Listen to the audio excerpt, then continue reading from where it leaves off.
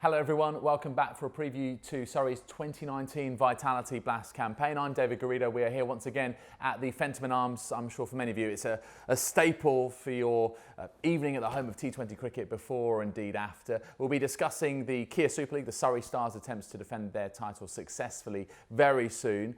But for now, the focus is squarely on the men's T20 competition and hopefully what will be an improvement on their group stage exit last year. As you can see, Ollie Pope is here. We'll be speaking to Ollie very shortly indeed. First, here's what's coming up on today's show. Jordan Clark won the Vitality Blast in 2015 with Lancashire and is hungry to get back to finals day this year with his new county. And it's Jay Dernbach's second year as T20 skipper and he's got big plans for his Surrey side. Right, so we've got Ollie Pope with us here at the Fenton Arms. Ollie, good to see you. Thanks so much for sparing the time. Admittedly, I guess it's probably been a bit of a frustrating summer for you. How is that shoulder coming along? Yeah, it has been frustrating. It's as good as can be.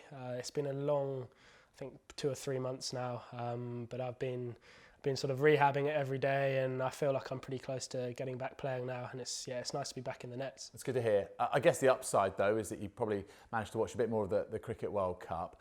From a sort of Surrey perspective, let's just talk about some of the players involved. Starting off with the England boys, and of course, Jason Roy is the first name that really springs to mind. You could see the difference, couldn't you, when he was in the side, you know, the authority, the attitude, his sheer brilliance, the consistency that he had. And then when he was out of the side and England looked a little lost at the top of the order at times. What impressed you most about Jason Roy in this tournament? Well, like you said, the way he came in after his injury and immediately was back in the runs in that India game. And like you said, the impact he had on every game he played in, pretty much, whether that be in the field or with the bat in hand. But yeah, I think that India game sort of sums him up. He probably had a few days where he didn't even pick up a bat, and sometimes a lot of players might struggle at first, but the way he came in and dominated that first game back was unbelievable. And of course, not just with the bat, he threw the ball in for Jos Buttler. To have that run out right at the end of the Super Overs, he played a vital part in ultimately England winning the Cricket World Cup right at the very end. What about Liam Plunkett? I mean, taking wickets in the middle overs is what this guy does. Par excellence. There's almost no one better, really. Yet he's still so underrated. Why is that? Yeah, I don't know. Again, the impact he made was phenomenal as well. The amount of wickets he took, and I don't think he lost a game in that World Cup. I think. So that just shows exactly how much of an impact he had in the game. And yesterday just sums him up. He's played so many games for England and put in so many match-winning performances. I think if anyone does underrate him, then I think they're wrong, because he's a phenomenal player. Admittedly, if you're Tom Curran, I guess you probably wish you would have played a little bit more of a part in this Cricket World Cup. Nevertheless, he's been involved in what's been such an extraordinary campaign.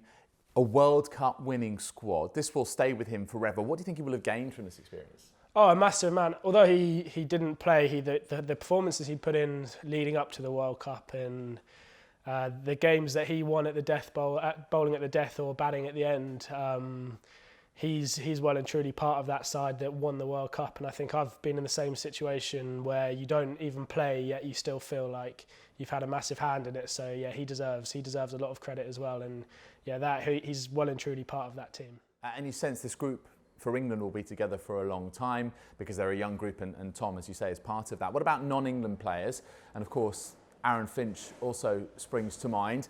England know how dangerous he is. They set a plan to try and get him out early and cheaply, and they did that. But before that, of course, he was one of the tournament's leading run scorers. So how do you assess his tournament overall, Ollie? Oh, looking back at some of the innings he played as well, the way he hits the ball, I've never seen anyone hit it as sort of cleanly, as consistently as him. So the way he did it in the World Cup as well, which is no surprise to anyone. But yeah, I think that ball, Jofra got him out with. I don't think many batters are keeping that one out. So that was a big scalp to get early on in that semi-final. So yeah, but he had an awesome World Cup, and I think the way he leads that Australian side is unbelievable. He's a good team man on and off the pitch. And Surrey's 5th World Cup representative is a new signing. The South African leg spinner Imran Tahir. Here of the huge celebrations, wheeling off almost as a lap of honour every single time he takes a wicket. But before that, he was also the IPL's leading wicket taker. This is a statement signing, isn't it, Ollie? Yeah, I think he's a massive signing for us. Obviously, we've had Batty leading the way, but I think the way we want to play our cricket, he's him and Batty, the way they're going to work together should be really good. And yeah, I've never met him, I've never played with him or played against him, so I can't wait to sort of meet him, pick his brains a bit, and just learn from a bowler's point of view how he's going to try get each batsman out, and then I can sort of use that to my own advantage in a way. But yeah, he's going to be a great man to rub shoulders with. So much experience. Another new recruit is Jordan Clark, a man of T20 pedigree. Remember, he won the T20 Blast with Lancashire in 2015. And we actually had a little chat with Jordan recently just to gauge how he's feeling ahead of what will be his first T20 season here at the Kia Oval. So Jordan, how's your first season at Surrey been so far? Yeah, it's been really good. Obviously, we've not had the sort of team performances as we'd like so far, but obviously a big chunk of T20s coming up now, so an opportunity to put that right.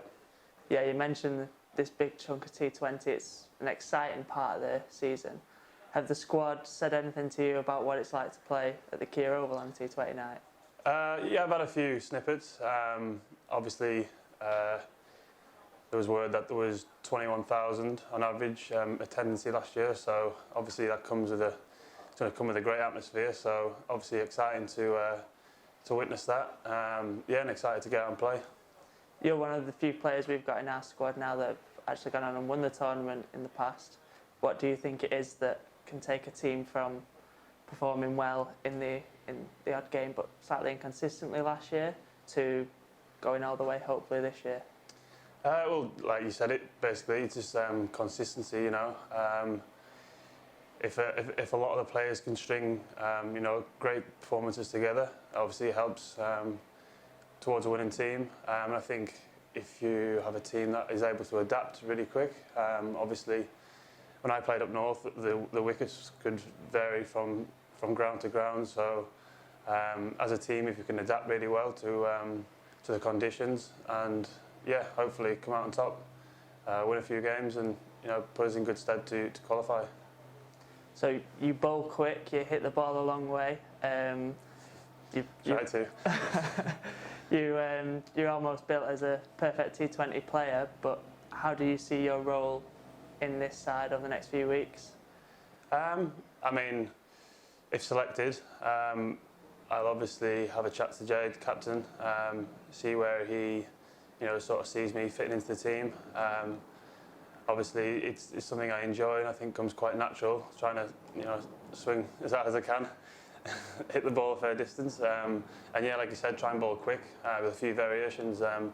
But yeah, it'd be nice just to contribute to a few team winning performances. Yeah, do my best, and I'm looking forward to it. So then, finals days at Edgbaston, it's a great day out. What would it mean to get back there this year? Oh, I would love it. I mean, I love playing T20, whoever I'm playing for, and especially my first year at Surrey as well would be an amazing achievement and a goal, I think, for me and the whole squad to get to Edgbaston and hopefully win it, go all the way. I think we've got the players, we've got the talent in the squad to do so. So yeah, best of luck, and hopefully we can make it all the way. So that's Jordan Clark. Ollie, he's a powerful batsman. He's a quick bowler. Quality addition to the squad, isn't he?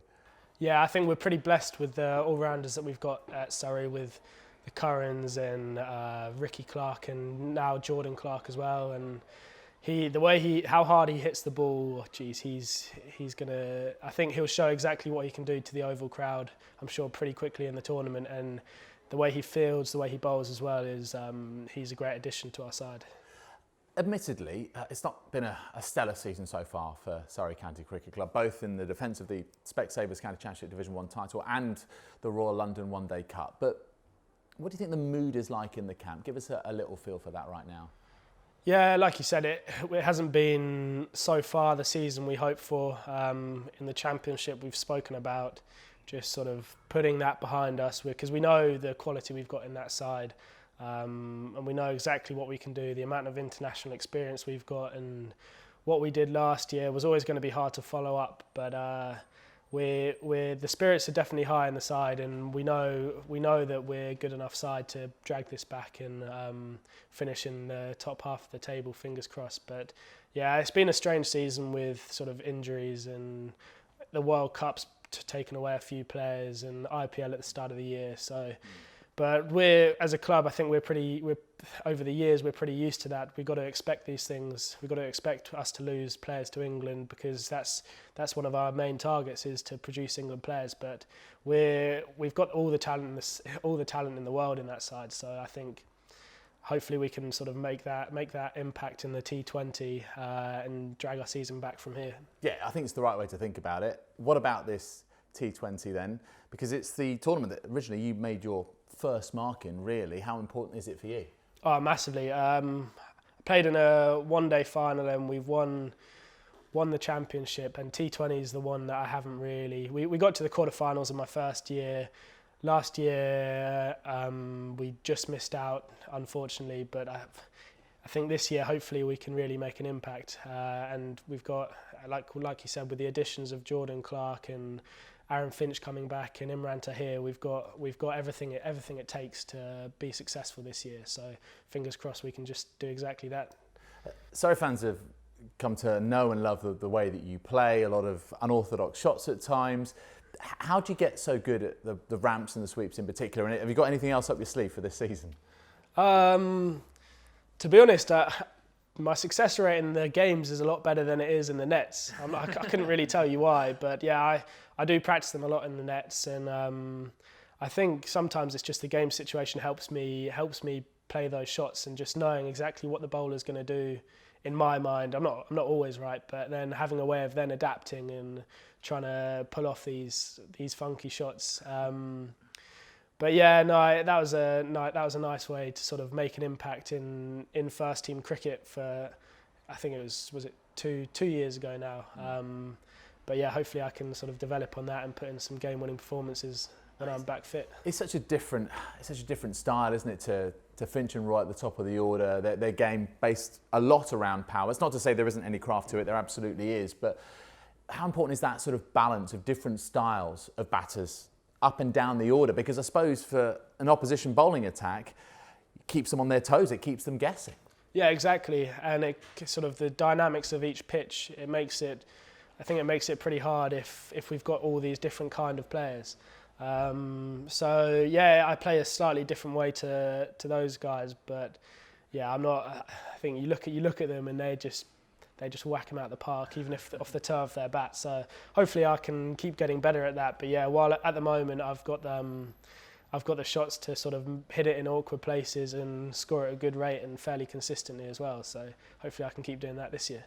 Another bonus, I guess, is playing at the Kia Oval. I mean, Surrey consistently sell out the games. Just give us an idea of what it's like to be out there parading your skills in front of 25,000 people in the centre of London. Yeah, it's pretty crazy. I remember my first, I think, Friday night, and I just couldn't believe it. You could just stand on the boundary and just you can listen to the crowd. You look around, and it's pretty surreal. And of not having played much cricket at all this year due to the shoulder injury, that's I can't wait to hopefully be back out there and experience that again. This sort of what's kept me going through these rehab phases.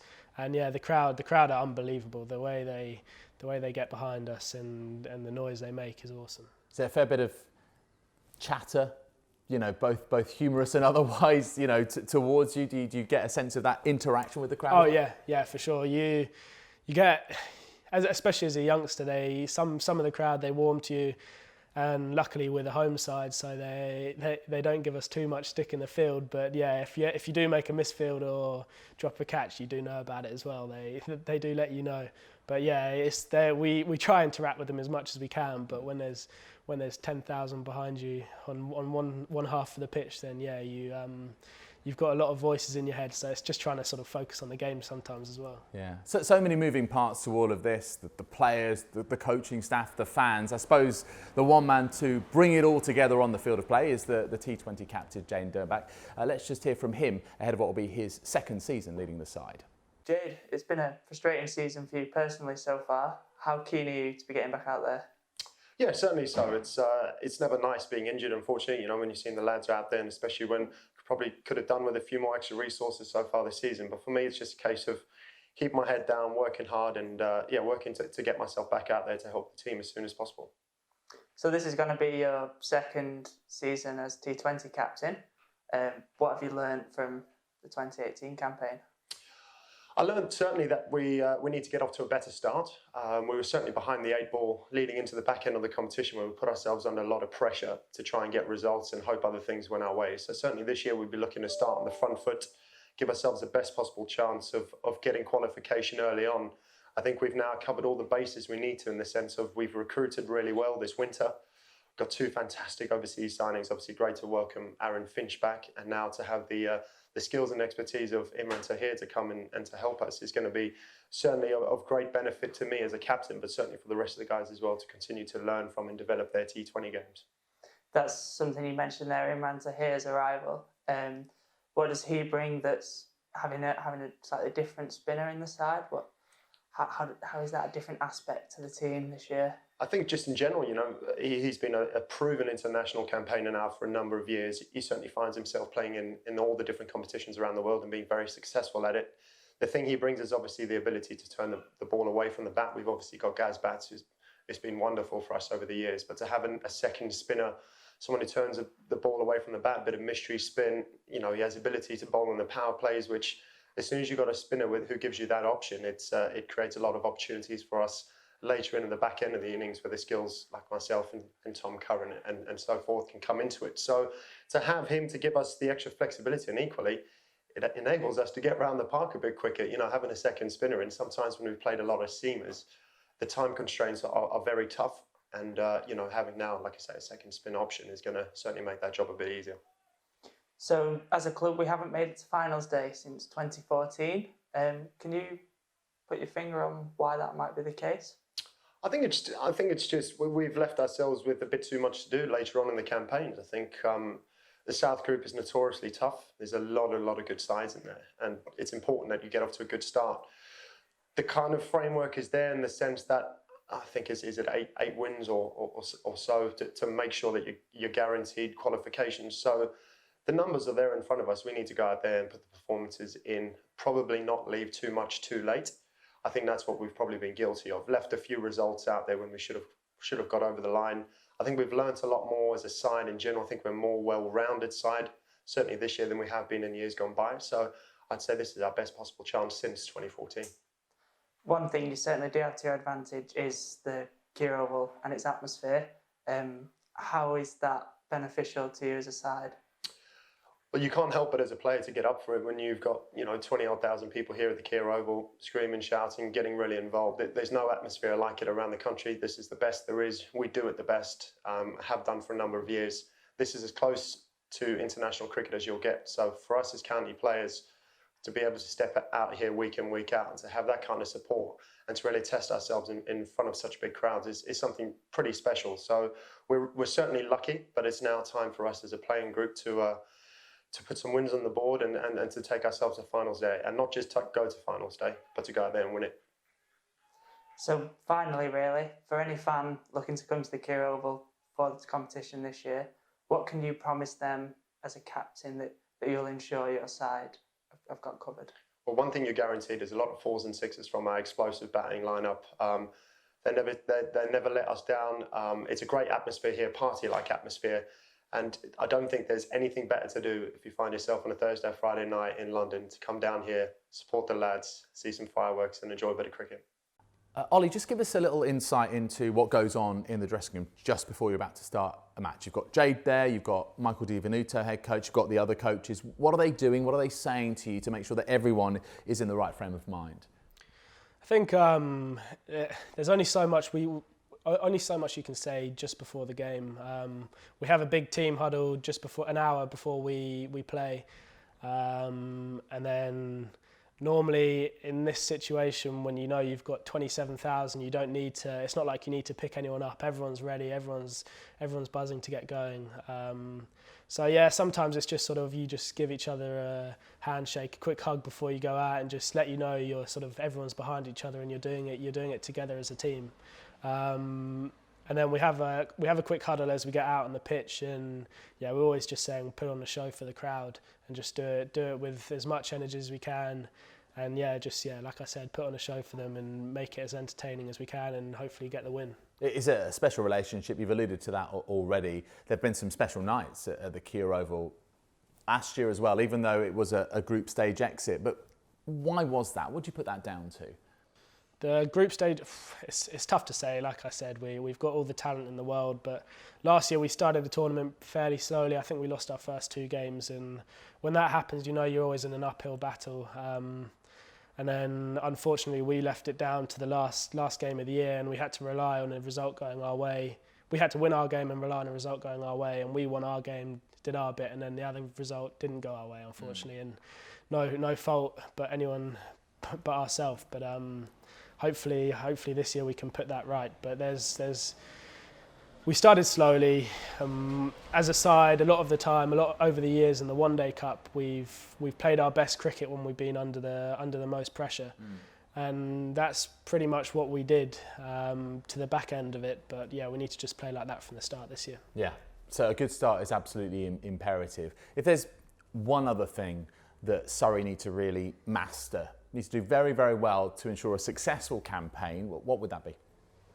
I think I'm convinced it's just a good start. If we have, you want to be playing your best cricket at the end of the competition, when you get to the group stages, when you get to the semi-final, final.